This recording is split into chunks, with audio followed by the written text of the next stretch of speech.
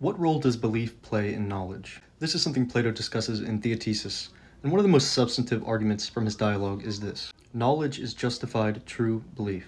Now, before we get into the critiques of this argument, let's first look at the argument itself. For you to know something, three things must be true. First, you have to actually believe it. Second, it has to actually be true. And third, and most importantly, you need justification. The first part is belief.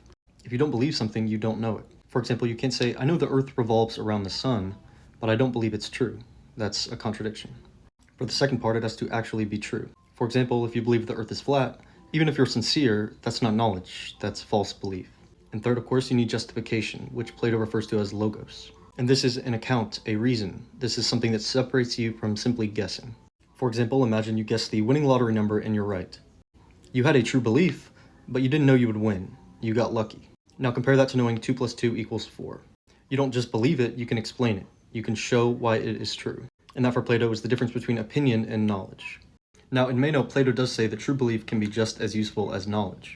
For example, if someone gives you correct directions, it doesn't matter if they know why it's right, as long as you got home. But then again, knowledge is inherently better because it is tied down by understanding the cause.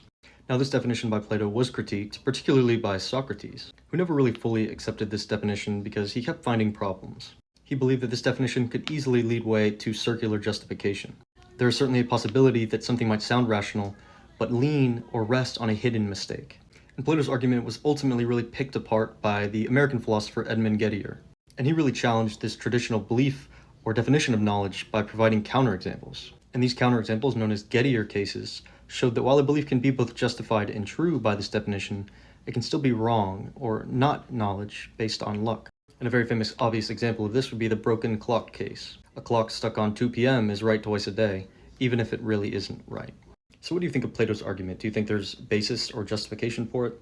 Do you think it's something that should be used frequently but not relied on? Or do you think it's an idea that should be totally dismissed?